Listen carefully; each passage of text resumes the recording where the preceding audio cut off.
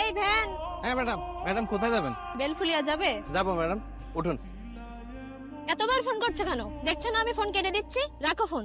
Madam, আপনাকে দেখে খুব বিরক্ত মনে হচ্ছে, কোনো সমস্যা? হ্যাঁ সমস্যা, তাতে তোমার কি? ভ্যান চালাচ্ছ, ভ্যান চালাও। কি হয়েছে? বললাম তো আমার আর গাড়ি লাগবে না, রাখো। ব্যাস এখানে রাখো। হ্যাঁ হ্যাঁ ভাড়া কত হয়েছে তোমার? ম্যাডাম, 30 টাকা। 30 টাকা? আচ্ছা, এ নাও টাকা। ম্যাডাম 500 টাকা আমার কাছে তো খুচরা নেই। আচ্ছা দাঁড়াও, দেখি আমার কাছে আছে কিনা। না, আমার কাছেও নাই। এই টাকাটা তুমি পুরো রেখে দাও, এই রোদের মধ্যে কষ্ট করে পৌঁছে দিলে। না না ম্যাডাম, কিভাবে সম্ভব? আমার ভাড়া মাত্র 30 টাকা, আমি 500 টাকা কিভাবে নিব? আমার পারিশ্রমিকটুকু দিলেই হবে, আপনি অন্য কোনো একদিন দিন। তোমার জায়গাতে অন্য কেউ হলে সাথে সাথে টাকাটা নিয়ে নিত, কিন্তু তোমাকে এত টাকা অফার করার পরেও তুমি টাকাটা নিলে না। সত্যি তোমাকে দেখে অনেক ভালো লাগলো। ম্যাডাম, আমি সৎ পথে পরিশ্রম করে টাকা উপার্জন করি। হয়তো আমার উপার্জন খুব কম, কিন্তু এতে আমি অনেক খুশি। যেটা করি সৎ পথে করি। আর এই 500 টাকা উপার্জন করতে আমার 2 থেকে 3 দিন সময় লেগে যাবে। আসলেই তুমি অনেক ব্যতিক্রম। তোমার সাথে কথা বলে অনেক ভালো লাগলো। আচ্ছা, কাল আমি দেখা করে তোমার টাকাটা দিয়ে দেবো।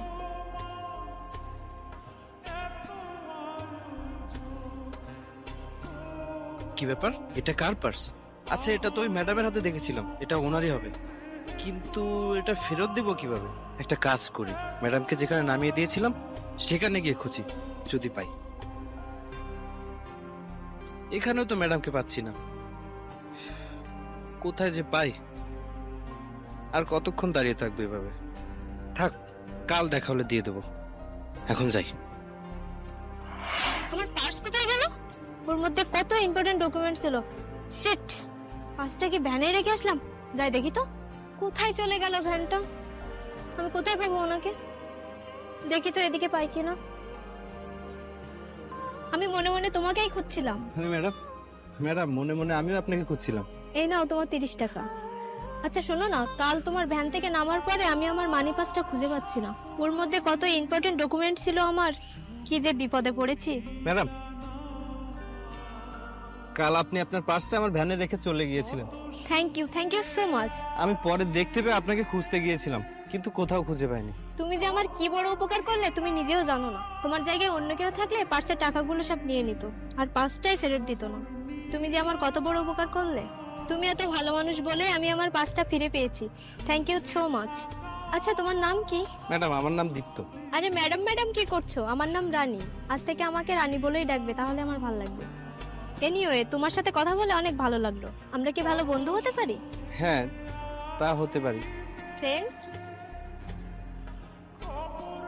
ফ্রেন্ডস? আচ্ছা, কাল কি তুমি ফ্রি আছো?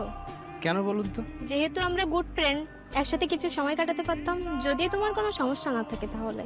না না, কোনো সমস্যা নেই, আর আমি কাল ফ্রি আছি। আচ্ছা তাহলে আমি আসি, কাল দেখা হবে। আচ্ছা ম্যাডাম। রানী,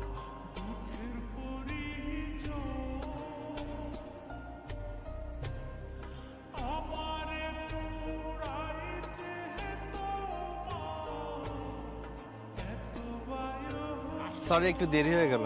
আসলে রান্নাটা আমার নিজেরই করতে হয়, তাই রান্না করে খেয়ে আসতে একটু দেরি হয়ে গেল। ইটস ওকে, চলো। আচ্ছা, তুমি নিজের খাবার নিজে রান্না করে খেয়ে আসলে বললে যে, তোমার বাড়িতে কেউ নেই? এই পৃথিবীতে আমার নিজের বলতে কেউ নেই, আমি একা। এভাবে বলতে হয় না, কিন্তু বন্ধু বান্ধব তো আছে। গরিবের আবার বন্ধু বান্ধব, জানোই তো, টাকা না থাকলে কেউ পাশে থাকে না। আমার কাছে কোনো টাকা নেই, তাই আমার কোনো বন্ধু বান্ধব নেই। কে বলেছে নেই? আমি আছি না, আমরা খুব ভালো বন্ধু। আর এমন বলবে না, ঠিক আছে? চলো।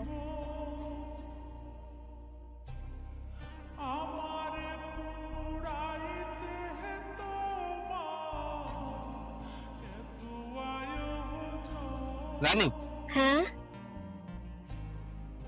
এনো।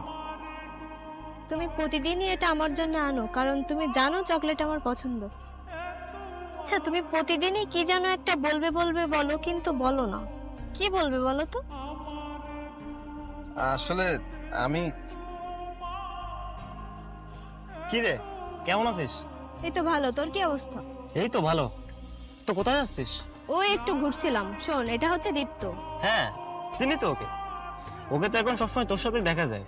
হ্যাঁ হ্যাঁ মা, আমি এখনই আসছি। মা ফোন করেছিল, আমাকে এখনই বাড়ি যেতে হবে। আচ্ছা ঠিক আছে, বাড়িতে পৌঁছে আমাকে একটা কল করো, সাবধানে যেও। আচ্ছা, আসি রে। আচ্ছা, তুমি তোর বন্ধু, একটা কথা বলবো তোমায়? হ্যাঁ বলো। ওর আর আমার বন্ধুত্বটা অনেকদিন হয়ে গেল, আর এই বন্ধুত্ব থেকে ওর প্রতি একটা অদ্ভুত ভালো লাগা তৈরি হয়ে গেছে। আমি আমি ওকে ভালোবেসে ফেলেছি, খুব ভালোবেসে ফেলেছি, কিন্তু কিভাবে যে ওকে বলবো আমি বুঝে উঠতে পারছি না। তুমি তোর বন্ধু, তুমি যদি ওকে একটু বলে দিতে। আরে তুমি চিন্তা করো না, আমি ওকে বলে দিচ্ছি। আর শত হলেও আমি একটা ছেলে, তোমার ফিলিংসটা বা কষ্টটা আমি বুঝি, আমি ওকে বলে দিচ্ছি।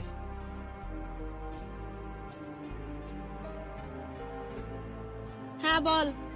একটা কথা ছিল তোর সঙ্গে। এই মাত্রই তো দেখা হলো, তখন সামনাসামনি বলতে পারতিস। হ্যাঁ কিন্তু আচ্ছা শোন, তুই হ্যাঁ বল, কি কথা?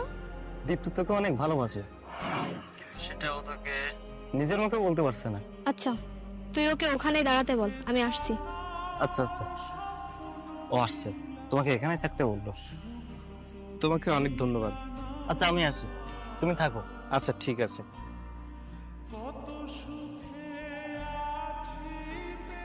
তুমি সাগরকে কি বলেছো?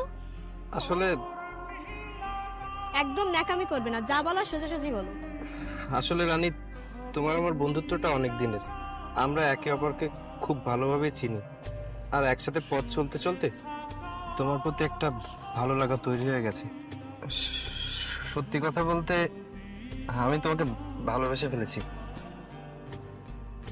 এই চটটা আরো অনেক আগেই মারা উচিত ছিল, তাহলে আজ আমার এই দিনটা দেখতে হতো না। কুকুরকে লাই দিলে যেমন মাথা ওঠে, ঠিক তোর ক্ষেত্রেও তাই হয়েছে। তোর সাথে বন্ধুত্ব করেছে, এটাই তোর ভাগ্য। এসেছে আমাকে ভালোবাসতে, ভিখারি কোথাকার। তুই তোর নিজের লেভেলের কাউকে গিয়ে ভালোবাসার কথা বল, আমাকে না। তোর আর আমার মধ্যে আকাশ পাতাল তফাৎ। আজকের পর তোর এই মুখ আমাকে আর দেখাবি না, ভিখারি কোথা।